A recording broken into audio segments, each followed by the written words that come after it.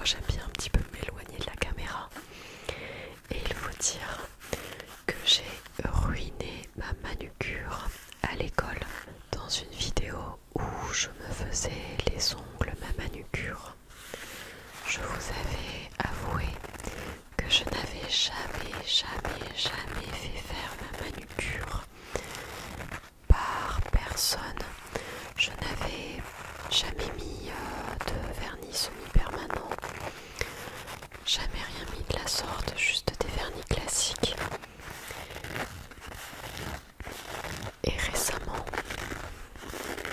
au début du mois de septembre, j'ai voulu tester. Mais j'ai surtout voulu tester le semi-permanent parce que ma sœur a une copine qui s'est lancée à son compte pour faire de la... comment on appelle ça? Pour devenir prothésiste ongulaire. Et elle cherchait un petit peu des personnes pour pouvoir s'entraîner déjà et puis pour pouvoir alimenter ses réseaux en photo pour développer son activité quoi. Je suis pas très claire mais bon vous avez compris ce que je voulais dire. Donc comme ma soeur m'a parlé de l'activité de sa copine, je me suis dit que ça aurait pu être l'occasion justement d'essayer. Donc elle l'a contacté et durant une fin de journée elle est venue chez moi pour me faire les ongles. Donc c'était très agréable, elle est super pro et elle fait des choses super jolies. Pour ma part, je ne souhaitais rien d'extravagant. Je suis beaucoup plus à l'aise avec des ongles courts, donc je ne voulais pas d'ongles longs. Et je souhaitais une couleur très très sobre pour avoir une manucure très nude, rosée, mais pour avoir des ongles beaux mais naturels quoi.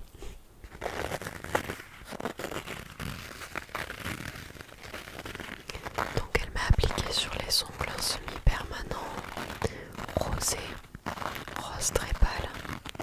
Et c'est d'ailleurs ce que vous voyez notamment dans la vidéo où je vous présente d'ailleurs ce petit truc.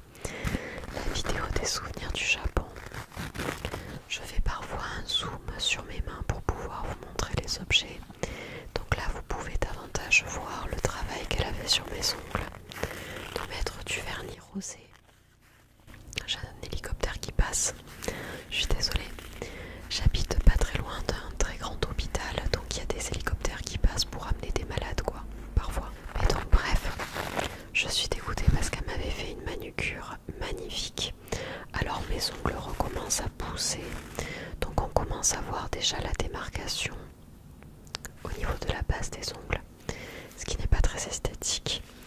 Mais ce qui m'embête le plus, c'est que je suis tellement en train de faire plein de choses. Par exemple à l'école, je me lave les mains de nombreuses fois, je suis toujours en train de traficoter dans la classe, de récupérer des feuilles, de fabriquer des trucs pour l'art plastique. En plus, je vous ai dit dans la précédente vidéo que je refaisais ma cuisine. Donc le fait d'avoir retiré les meubles de la cuisine, d'avoir fait énormément de ménage, de rangement, ça m'a tué les ongles. Je suis dégoûtée. Mais j'ai pas mal d'ongles qui se sont cassés, dédoublés. Et c'est ce qui a fait sauter le vernis.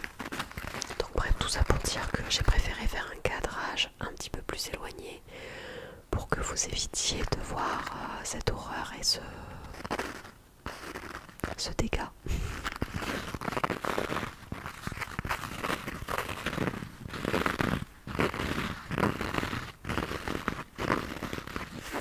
Du coup, il va falloir que je refasse appel à elle pour qu'elle m'enlève tout ce bazar que j'ai malheureusement gâché. Et puis peut-être qu'elle me refasse une nouvelle couleur. Comme on arrive dans l'automne, je pense que j'aimerais bien passer sur quelque chose de plus rouge foncé, rouge cerise, mais cerise noire, vous voyez. bleu marron. Je pense que ça peut être joli sur les ongles.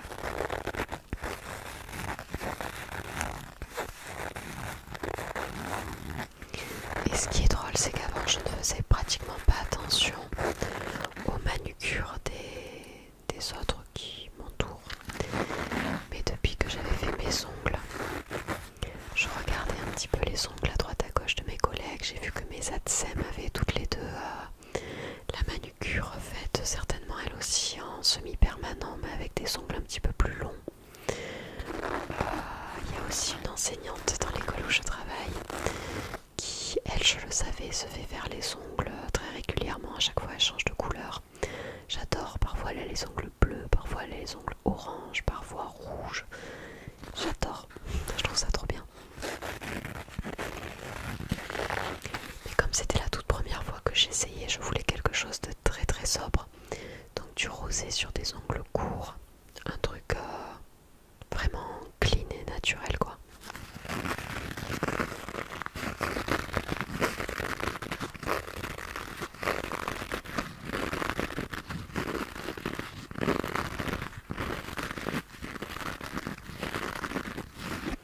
Mais j'avoue que pour le fun, peut-être que durant l'été, quand je sais que je serai en vacances, j'aimerais tout de même tenter de me faire poser des ongles légèrement plus longs.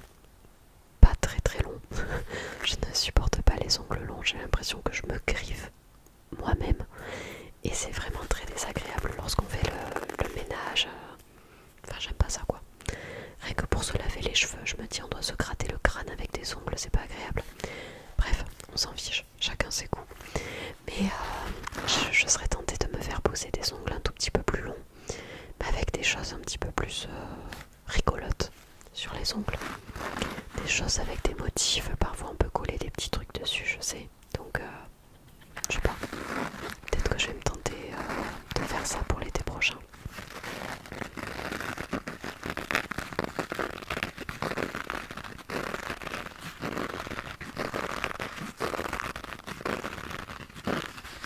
Je vais passer à autre chose.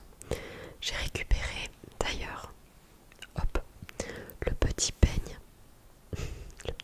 à puce de mon chat que je n'ai utilisé qu'une ou deux fois étant donné qu'il n'a pas de puce. Mais dans le doute, comme j'ai commencé à le faire sortir en extérieur, je me suis dit que ça pourrait être utile si je chope un quelconque truc à l'extérieur.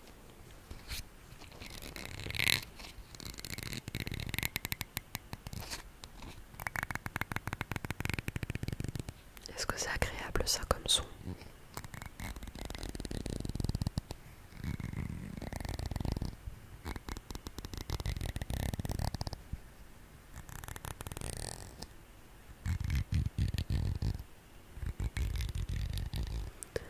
De quoi casser mes ongles un peu plus.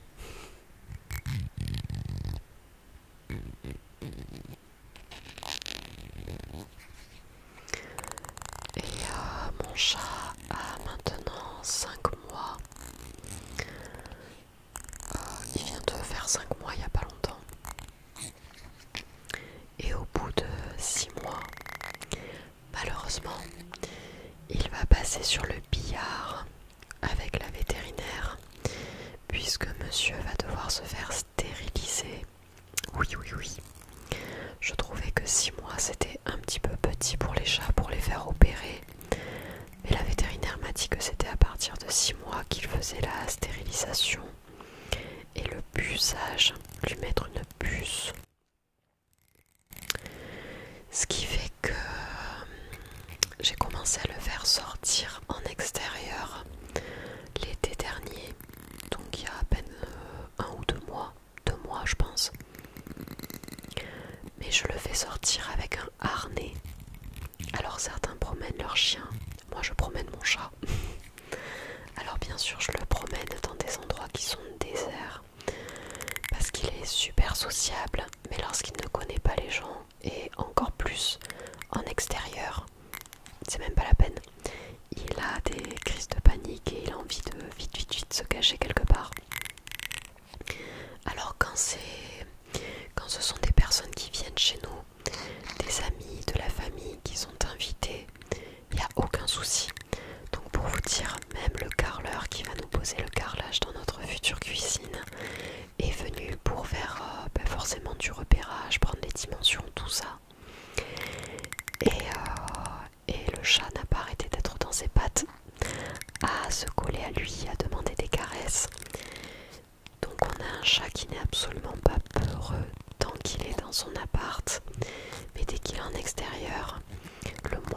petit bruit lui donne la frousse et pourtant il adore explorer l'extérieur. C'est-à-dire qu'il tire carrément sur la laisse parce qu'il trouve parfois qu'on va pas assez vite. Mais j'ai commencé à le faire sortir à la montagne. Nous étions en vacances dans les Pyrénées et à la montagne il n'y a personne quoi. Enfin, on croise 2-3 personnes maximum quoi. Quand on est bien dans la montagne reculée. Et il a adoré parce que bien sûr il y avait plein d'arbres, plein de buissons, plein d'odeurs. En plus c'était l'été donc il y avait plein d'insectes. Et il a adoré ça. Et il réclamait sa sortie tous les jours. Lorsque j'avais le temps, je le sortais dès que je me levais le matin pour faire une petite sortie à la fraîche le matin. Et une sortie en fin d'après-midi lorsqu'il ne faisait plus très chaud dehors. Et donc nous avons gardé cette petite routine tant qu'on le peut chez nous, puisque nous habitons en appartement, mais c'est une petite résidence. Et il y a de grands parkings avec, arborés avec de l'herbe, tout ça tout autour. Donc on va faire un petit tour en bas. Autant vous dire que le matin j'ai absolument pas le temps parce que je pars de chez moi vers 7h30, donc je vais pas m'amuser à sortir mon chat pendant 20 minutes juste avant de partir.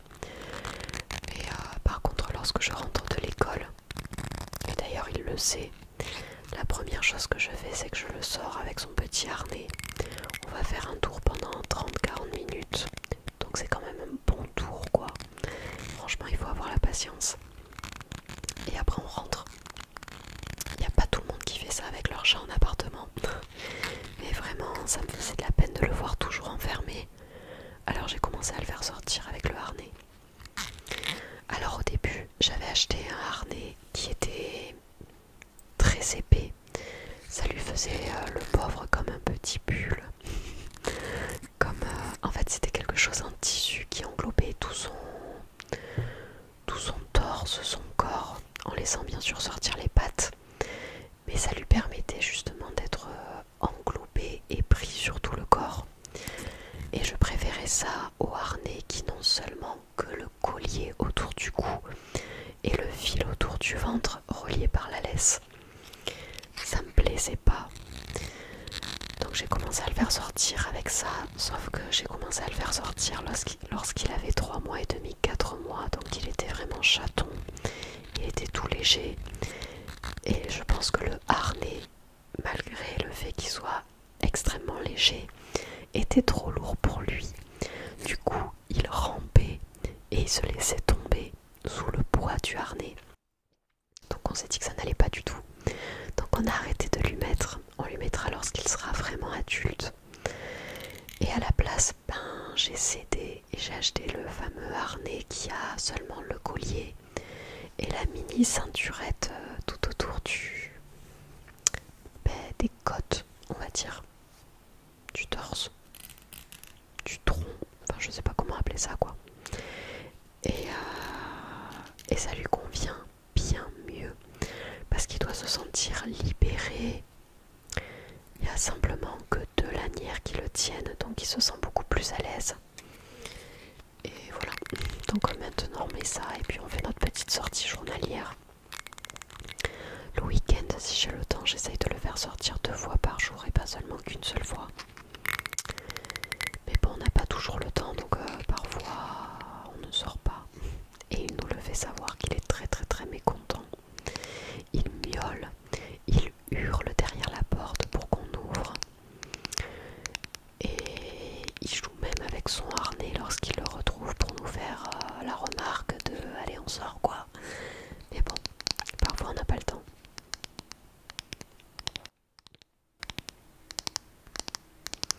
Et donc mon petit chat va bientôt se faire opérer en octobre. Se faire stériliser, lui mettre une puce. Après ce qui est bien avec cette fameuse puce, c'est que la vétérinaire nous a dit qu'elle permettait aussi de prendre la température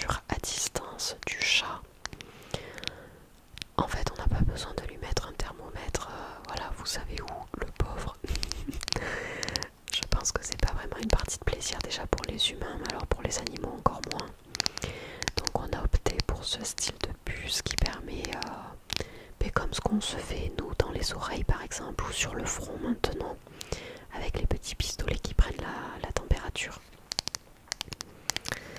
Mais on fait ça pareil sur le chat quoi, ou sur le chien, peu importe l'animal qui a la petite puce. Et on peut prendre sa température à distance.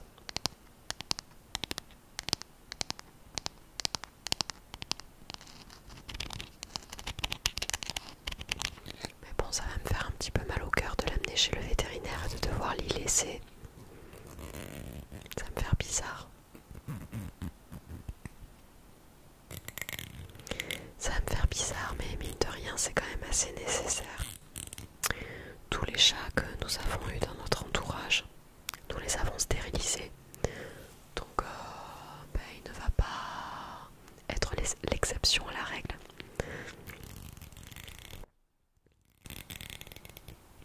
Je vais prendre autre chose que ce petit peigne. J'ai récupéré ce petit ruban holographique qui doit venir d'un papier cadeau, enfin d'un cadeau, d'un paquet cadeau, qui est je ne sais où. J'ai retrouvé que le ruban.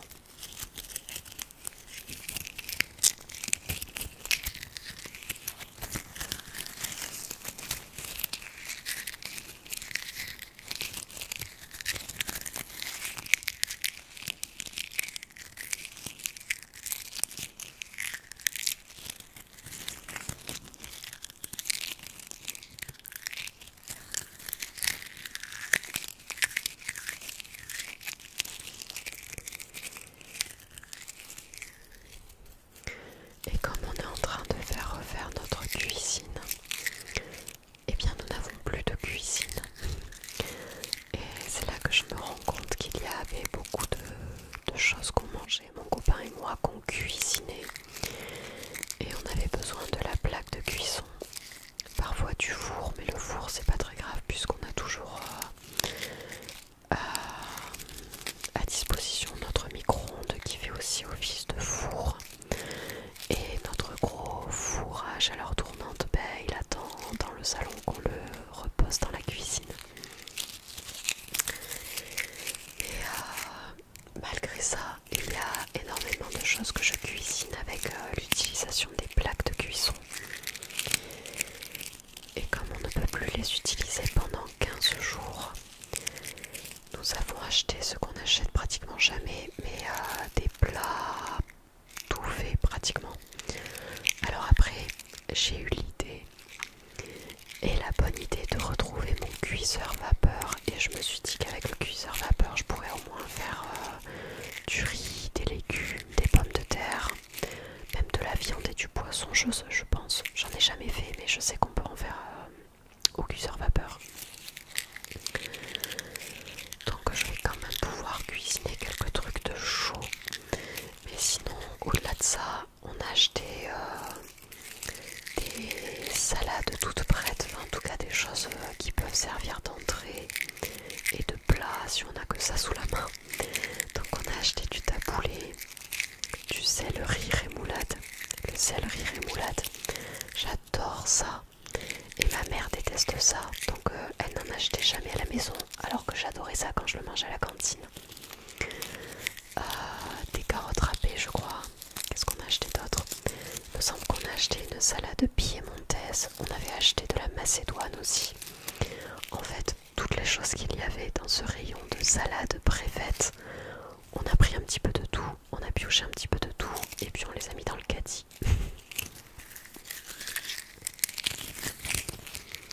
J'ai eu une idée aussi, parce que je réfléchis forcément quand ça parle de nourriture, je réfléchis parce que je suis une très grande gourmande. Je suis une très grande gourmande. Alors en fait, on avait des ravioles aussi à faire. Vous savez, les ravioles à plonger dans de l'eau bouillante, mais pas frémissante. J'ai vu qu'il fallait pas les mettre dans de l'eau frémissante. On a des ravioles à cuire dans de l'eau bouillante qui ont des cuissons très rapides, vous savez, de 2-3 minutes. Et je me suis dit que même sans plaque de cuisson, si je fais chauffer de l'eau dans ma bouilloire et si je la mets dans une casserole, je me dis qu'elle sera assez chaude pendant 2-3 minutes pour que je puisse y plonger mes ravioles et faire cuire mes ravioles. Après, mon compagnon me disait aussi qu'il existait des plats asiatiques où il y a juste de l'eau bouillante à rajouter dans les pâtes et après on avait notre truc quoi. Il a aussi acheté des soupes miso qui sont, vous savez, desséchées, il faut rajouter de l'eau bouillante. Donc bon, il y a de quoi se nourrir sans blague quoi, on va pas mourir de faim. Mais il commence à faire frais et manger que des salades, tomates mozza, du taboulé, tous ces trucs. C'est un peu déprimant quoi. J'aimerais bien me faire des bonnes lasagnes bolognaises ou des trucs comme ça. Mais c'est pas pour tout de suite.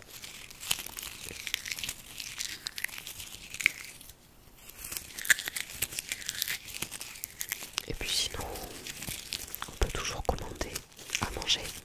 Même si on commande pratiquement jamais je crois. Ou alors ça sera l'occasion de se faire un restaurant de plus. Allez, je vais prendre autre chose.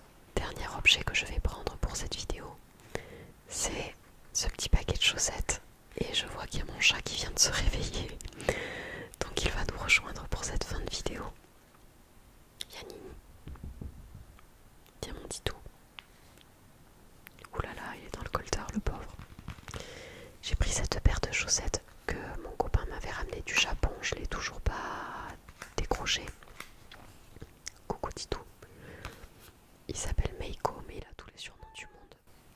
Et il va commencer à râler. Il va faire le râleur parce que quand il se réveille, il adore qu'on le prenne dans les bras et qu'on le babouille.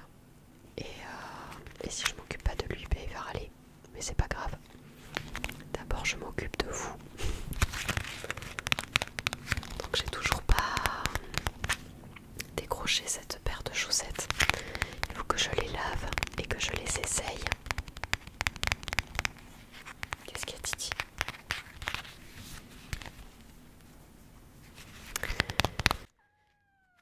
Chut.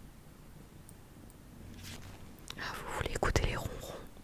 Peut-être que ça pourrait faire un bon trigger. Allez, viens Titi. Il se laisse pas faire en plus.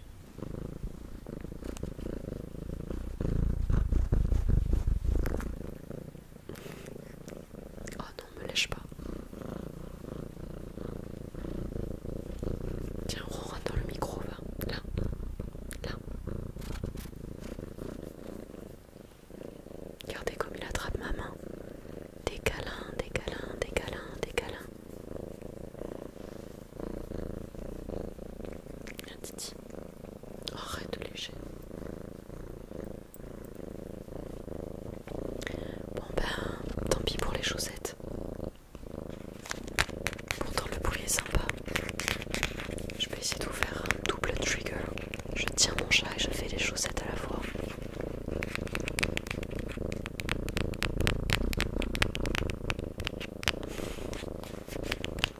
Je sais pas comment j'arrive à le tenir avec un bras, mais il a l'air d'être plutôt bien.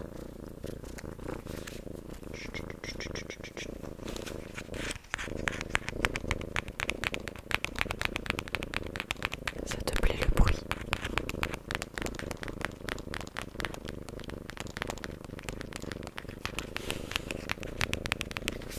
Je pense que je vais vous laisser là-dessus parce que ça va être trop complexe de continuer. Je ne sais même plus de quoi en parler. Il est en train de me faire des petites léchouilles sur l'épaule, sur la main.